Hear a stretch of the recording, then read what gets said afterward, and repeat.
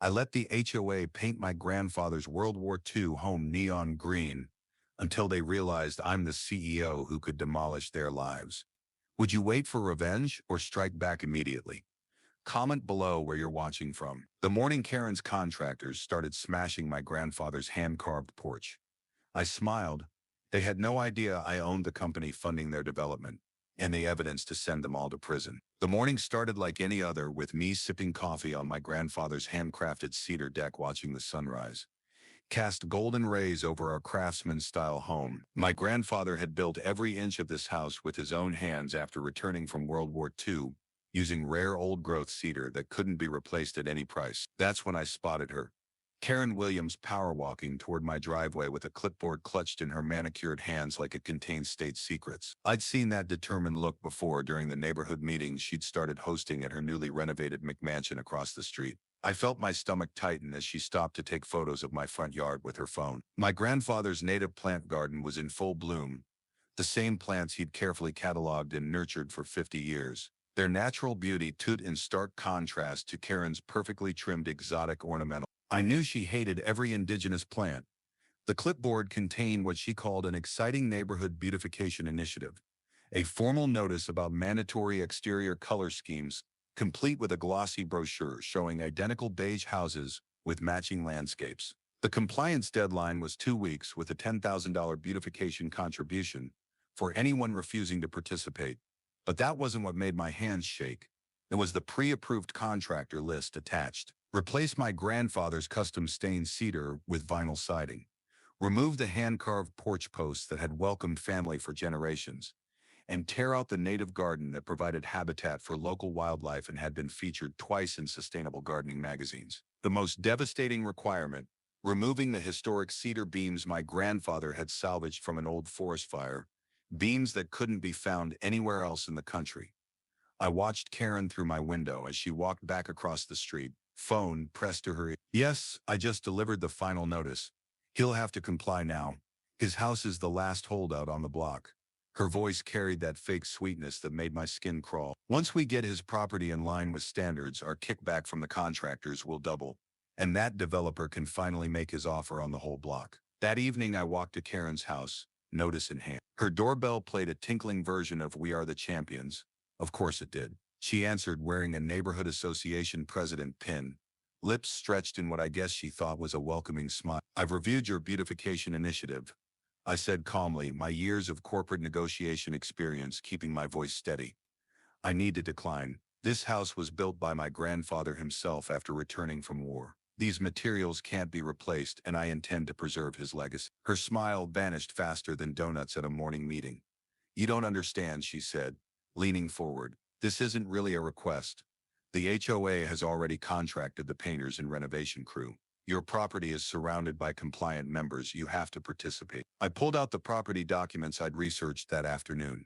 Actually, that's incorrect. My deed predates any HOA agreements, and I have no legal obligation to participate. Furthermore, the native plant garden is protected under the state's conservation easement program. 20 years of executive experience had taught me to always do my homework. Karen's face turned an interesting shade of red.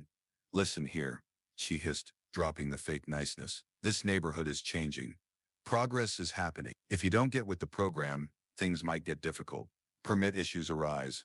Water lines break. Electrical systems malfunction. Houses even catch fire sometimes when wiring is outdated.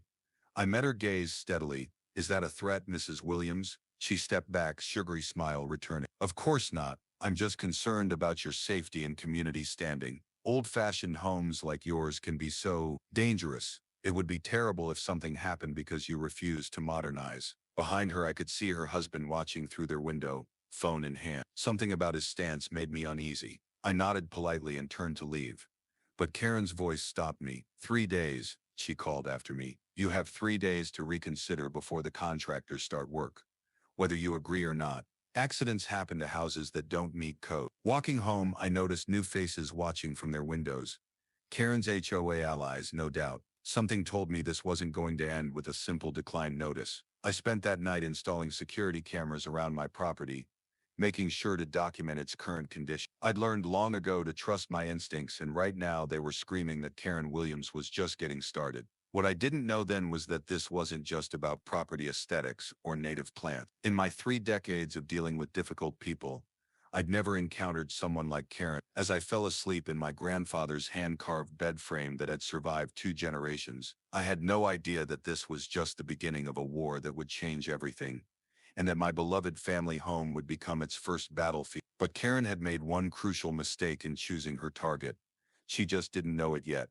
The morning started with Karen's shrill voice outside my window. "The color palette has been approved by the entire board. This is what modern neighborhoods require." I peeked through my curtains to find her leading a group of painters and construction workers toward my home, carrying buckets of the most offensive neon green paint I'd ever seen, and more alarmingly, demolition equipment. My heart sank as I watched them set up ladders against my grandfather's meticulously crafted siding and begin unloading sledgehammers near my historic porch columns. I tried to enjoy my morning coffee on the deck, but their whispers carried across the yard. "Did you see those weird native plants? They're not HOA approved, and those cedar posts so outdated. Shame if they couldn't support the roof anymore." Every day brought new violations, each more ridiculous than the last.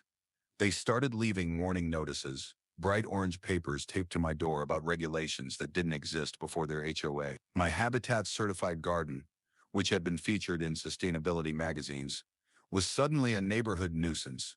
The handcrafted porch swing where 3 generations of my family had spent summer evenings became their biggest target. One Tuesday morning, I found Karen measuring my walkway with a tape measure. 38 inches, she announced triumphantly to her sidekick Barbara, who furiously scribbled in a notebook. "That's 2 inches wider than regulation, and those foundation posts look unstable." I walked out calmly, coffee in hand. "You're trespassing on private property," I stated firmly, knowing my legal rights but keeping my profession private. Karen just smirked and took more photos. "We're documenting safety hazards. Those support beams look like they could fail any day." The harassment got creative. They'd schedule landscaping crews to show up at 6:30 a.m. sharp on weekends, their equipment conveniently loudest near my home office window. Anonymous complaints to code enforcement became weekly events. Each time I calmly showed the officials my property's historical documentation, watching Karen fume from across the street. They tried psychological warfare now. Karen organized HOA meetings in her front yard right across from my home. I'd hear them discussing how certain homeowners were bringing down the neighborhood's reputation, how stubborn houses needed to be dealt with for everyone's good. My security cameras caught them testing my patience. They'd accidentally activate their irrigation systems when I walked past, then act shocked when I showed them the footage. Oh, my state-of-the-art sprinkler system would never malfunction. Karen would gasp while adjusting her designer sunglasses as I stood there dripping wet. The breaking point came during their annual block party. I wasn't invited, of course, but I could hear Karen loudly discussing plans to revitalize the neighborhood. "Some outdated properties," she announced, glancing at my house, "just don't fit our community vision anymore. Between us, that eyesore might have some electrical issues soon." At just a prediction. That's when I noticed people taking photos of my home's electrical meter and gas lines, whispering about safety concerns and potential hazards. I stayed calm, documenting everything, each notice, every photo, all the anonymous complaints. I filed them methodically. When they installed bright security lights aimed at my windows, I added light pollution to my growing evidence file. My grandfather taught me patience before he passed, and as I watched Karen's group grow bolder, I knew timing would be everything. That night, reviewing my security footage, I caught something disturbing. 2 HOA board members were examining my property's electrical meter and main water line, whispering about outdated systems and fire risks. I recognized that look, they were planning something bigger. But what they didn't know was that I'd spent my career dealing with people who thought they were above accountability. As I turned off my porch light that evening, watching Karen's group huddle in her driveway, I wondered how long I should wait before showing them exactly who they were messing with. I never expected to wake to the sound of demolition equipment at 5 a.m. But there they were, Karen directing a crew of workers who were already tearing down my grandfather's hand-carved porch columns while others slapped neon green paint across my cedar siding. My heart stopped when I saw part of my roof had already been removed, with rain clouds gathering ominously overhead. "What do you think you're doing?" I shouted, phone already recording. Karen jumped but quickly regained her composure.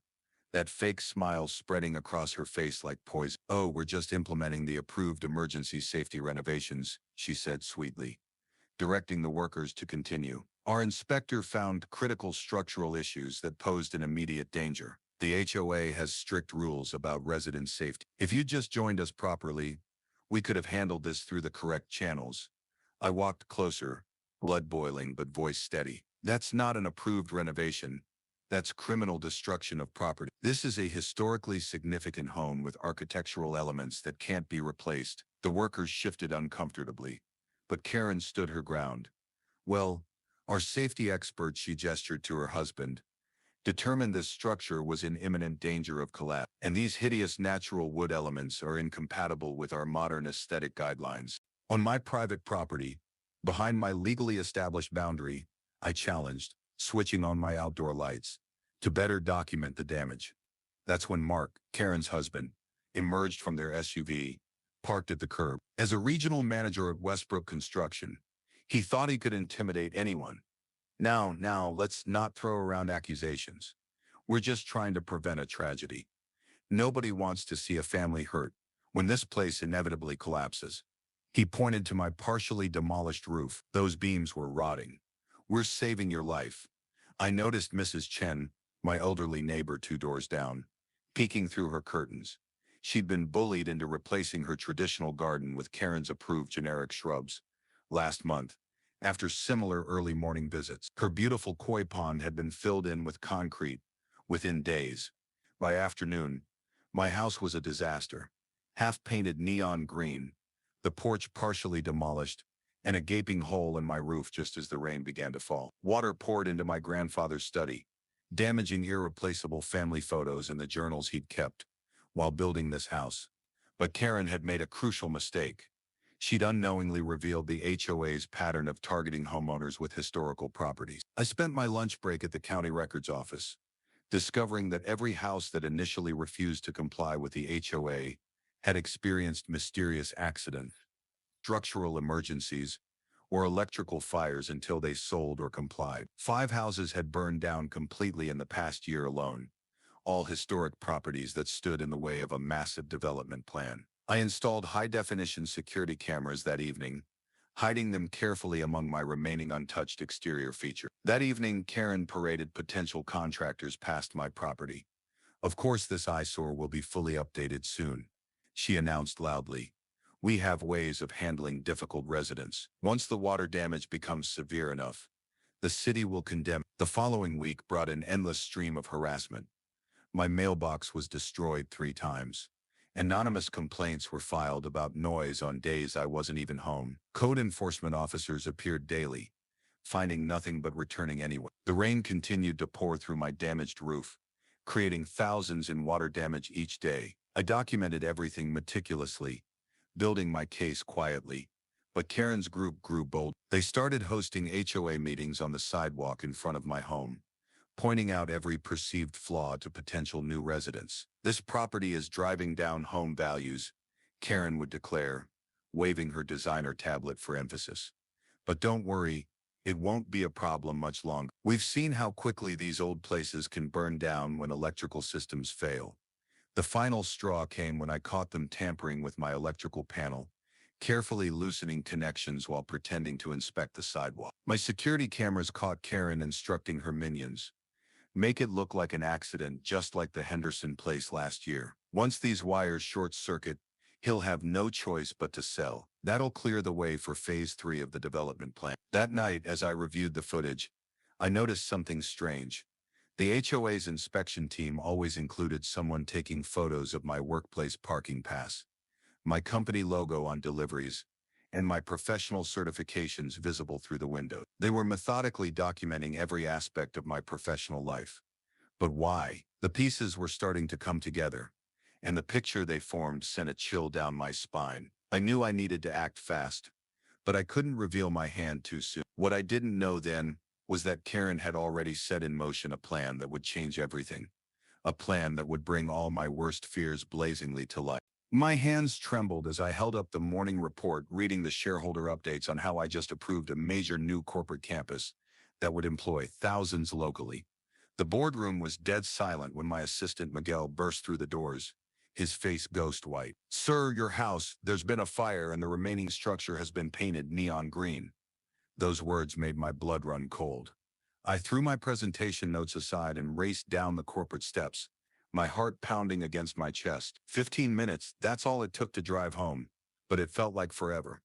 I could see the fluorescent glow and smoke from 2 blocks away, and my stomach turned to ice. Half of my grandfather's lovingly built home was now charred ruins, while the remaining structure was covered in that hideous neon green paint that hurt the eyes. As I screeched to a halt in front of my partially destroyed home, firefighters were battling a blaze that had consumed my grandfather's study and the east wing of the house. The heat hit me like a wall, and I could hear the ancient wooden beams, irreplaceable cedar my grandfather had hand-selected, groaning under the assault of flames. Everything my family had built over 2 generations was disappearing before my eyes. Through tears of rage, I spotted Karen standing in her driveway in her designer workout gear, sipping overpriced protein shake like she was watching a morning show. Her perfectly styled blonde hair gleamed in the sunlight as she chatted with other HOA board members. They weren't even trying to hide their satisfaction, whispering and pointing at different parts of my now burning home.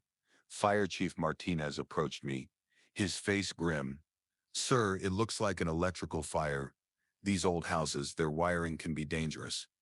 But I knew better. Just yesterday, I'd had my annual electrical inspection. Everything was up to code, just like always. I'd made sure of it after Karen's threats about unsafe historic properties at the last town meeting. My security cameras, the thought hit me like lightning. I pulled out my phone, hands shaking as I tried to access the footage. The screen was blank. Cameras had mysteriously stopped recording at 2:00 a.m., exactly 4 hours before the fire started. This was no coincidence. As I watched part of my home burn and the rest stand defaced in neon green, memories flashed through my mind. Learning woodworking in that study with Grandpa, celebrating my MBA graduation in the garden, my first day as CEO, all now overshadowed by this devastating act, because I wouldn't bow to Karen's demands to join her precious HOA. Through the crowd of onlookers, I spotted 2 familiar faces, Bob Johnson and Mike Peters, both HOA board members trying to blend in with the growing crowd of neighbors. But their clothes caught my eye, the same distinctive company uniforms I'd seen on my security footage last week, when my electrical panel was tampered with. Now they were speckled with what looked like fresh soot and paint splatters. Karen strutted over, her face a mask of fake concern. "Oh, this is just terrible. If only you joined our HOA. We have such strict electrical safety requirements, but you were so stubborn about keeping things natural and historic." She emphasized the words like they were dirty, taking another slow sip of her protein shake. "Looks like that development company will finally be able to make an offer on this lot. I hear they pay premium for corner properties." I bit my tongue until I tasted blood. Not yet. I couldn't reveal my hand yet. Instead, I watched as she pulled out her phone, quickly typing something. Moments later, I overheard another neighbor talking about a fantastic deal on distressed properties that had just been listed in some exclusive real estate group. The firefighters finally got the blaze under control, but it was too late. My grandfather's hand-carved study was completely destroyed, the heirloom furniture reduced to ash. The roof had partially collapsed, and the neon green paint on the remaining structure was bubbling from the heat. A lifetime of family history destroyed in just hours. As I stood there watching the smoke rise, I made a decision. Karen thought she'd won. She'd broken me, but she just made the biggest mistake of her life. I pulled out my phone and made 3 calls, one to my company's head of security, one to my contact at the FBI, and one to a private investigator I trusted. I caught Karen watching me make those calls, a flicker of uncertainty crossing her face for just a moment. She didn't know who I was calling, but something in my determined stance must have worried her. Good. Let her worry. Because while my house stood partially burned and defaced in neon green, my real power had nothing to do with property and everything to do with justice and economic influence. As the sun rose higher in the sky, I picked up a small cedar chip, charred on one end and covered in green paint on the other. Grandpa had always told me that sometimes you have to lose something precious to gain the strength to fight back. Looking at Karen's smug face one last time, I knew exactly what I needed to do next. But first I had to understand just how deep this HOA's corruption really went. Standing in front of my partially burned fluorescent green home, I made a promise that turned my devastation into purpose. While Karen paraded around the neighborhood spreading rumors that my outdated wiring had caused the fire, I was quietly pulling threads that would unravel her entire empire. My first breakthrough came when my old MBA classmate, now an FBI forensic accountant, discovered something disturbing. Every house that mysteriously burned down in our county over the past 3 years was insured by the same company where Karen's sister worked as a claims adjuster. The properties were then purchased by shell companies, all leading back to a major development corporation. I felt my hands shake as I dug deeper into building permits, each page revealing a pattern too perfect to be coincidence. I hired a private investigator who interviewed former neighbors who'd been forced out after similar accidents. Their stories matched mine exactly. Join the HOA or face harassment followed by mysterious property damage, electrical fires, or structural emergencies. Most had given up and sold their homes for pennies on the dollar to Karen's investment partners. One elderly couple broke down crying as they described losing their family photographs and heirlooms in an electrical fire the day after refusing to paint their historic craftsman home. The breakthrough came from an unexpected source, Karen's former HOA treasurer, who reached out through my investigator. Over coffee at a quiet diner 2 towns over, she handed me a USB drive with 3 years of HOA financial records. Her hands trembling as she explained how Karen had forced her to falsify documents, threatening to expose her past bankruptcy if she refused. The documents showed hundreds of thousands in kickbacks from contractors after each emergency renovation, and mysterious cash deposits into Karen's personal accounts after each fire. Most damning were emails between Karen and a major developer discussing their accelerated acquisition timeline and how to expedite resident turnover through emergency measures. I spent sleepless months connecting the dots. Karen's husband hadn't just worked at Westbrook Construction. He'd been their fire safety inspector, responsible for certifying all local buildings. Every house that mysteriously caught fire had been inspected by him days before the blaze, with no issues found on the report. My security cameras had caught more than just the painters and demolition crew. They'd recorded weekly meetings at Karen's house with real estate developers, all salivating over plans to build a luxury resort where our distinctive homes once stood. One developer bragged about bribing city officials to change zoning laws once enough properties had been cleared. I discovered Karen's pattern: target homes in prime locations, especially unique properties that added character to the neighborhood or had historical significance. She'd use HOA rules to harass owners, then escalate to vandalism and emergency renovations if that didn't work. When all else failed, mysterious electrical fires would follow, conveniently destroying properties that stood in the way of the development plan. Working late one night, I found the smoking gun in old insurance records. Karen and her husband had done this before. 3 other historic neighborhoods in nearby counties had suffered the same. They'd move in, form an HOA, drive out resistant homeowners through escalating tactics culminating in fires, then sell the consolidated properties to developers for millions. They'd even won community leadership awards for neighborhood revitalization. The evidence was damning, but I needed more. I convinced the former treasurer to wear a wire to a meeting with Karen. The recording captured everything: Karen bragging about their next targets, joking about which houses might have electrical problems next, and threatening to make the treasurer disappear if she ever talked. Most shocking was her casual mention of how they'd taken care of a homeowner in another neighborhood who had gathered evidence against them.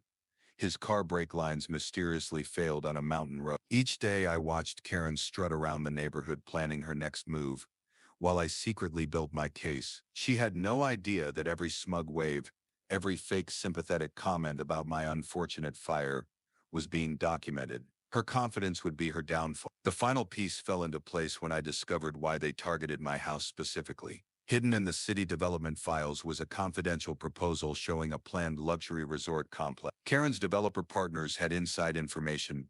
My property was key to their plan because it sat at the entrance to the proposed resort. They'd already bought surrounding parcels through shell companies, but my house was the linchpin. Without it, their entire multi-million-dollar project would fail.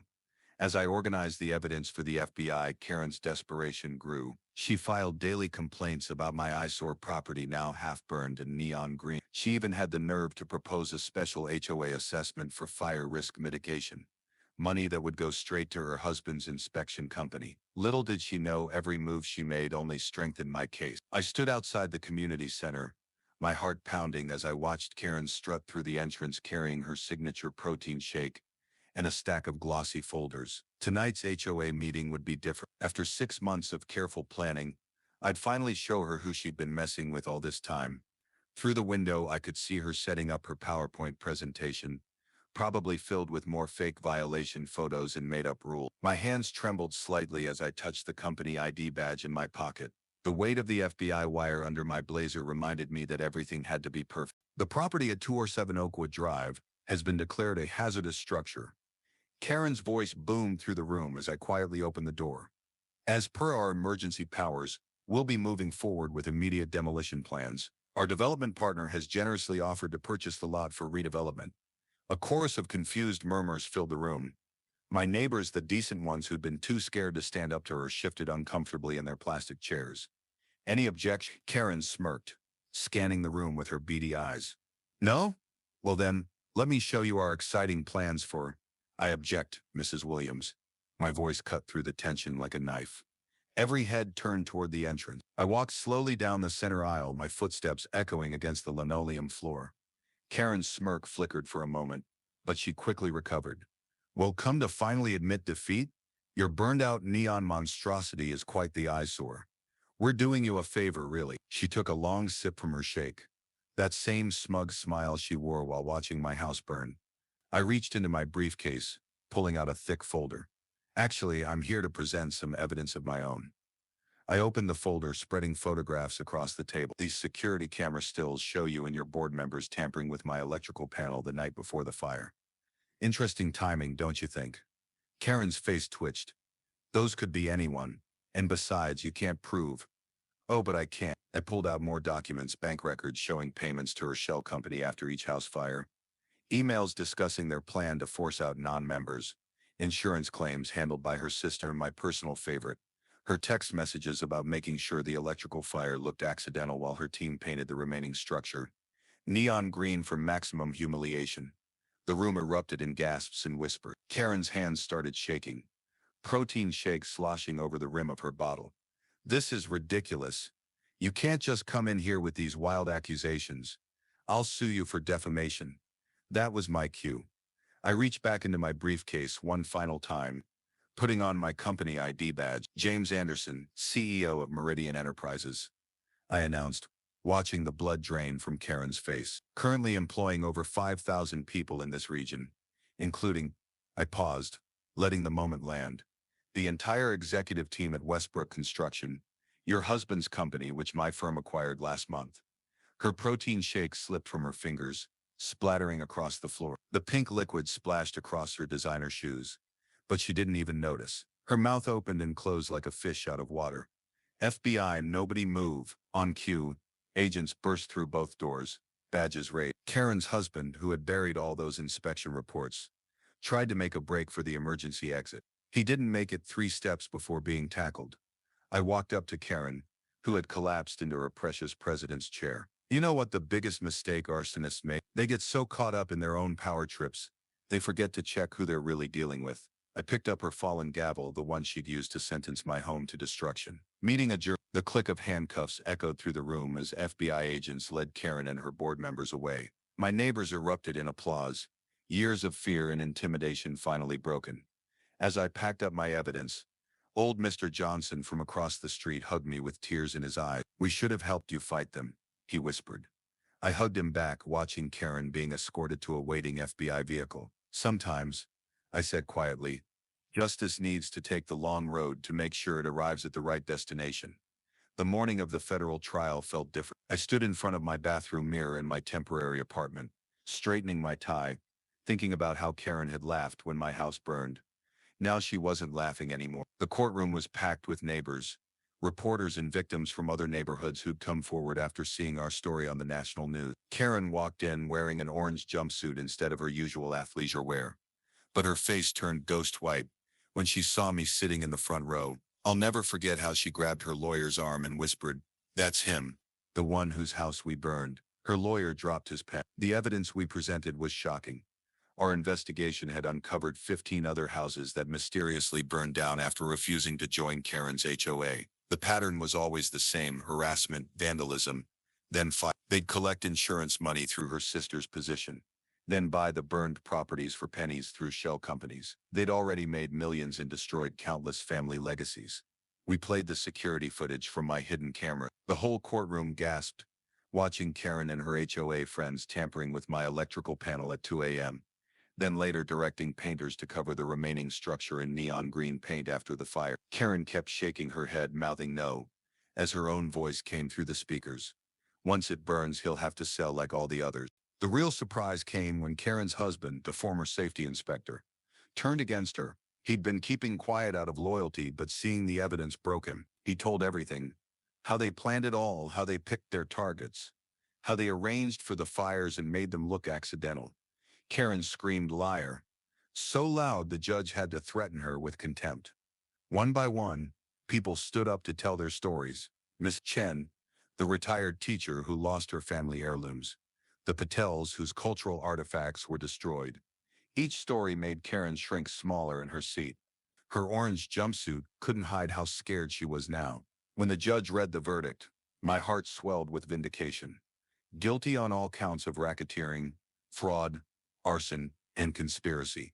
25 years for Karen, 15 for her husband, and substantial sentences for each board member involved. Karen tried to give a speech about how she was just trying to improve the neighborhood, but the judge cut her off the same way she'd cut off my explanations about my grandfather's craftsmanship. That was 1 year ago. Today I'm watching construction crews put the finishing touches on my rebuilt home, using my grandfather's original plans and what materials we could salvage. They've recreated his vision. The cedar beams we couldn't replace have been honored with a special memorial garden. Where his study once stood, Karen's house was sold to pay victim restitution.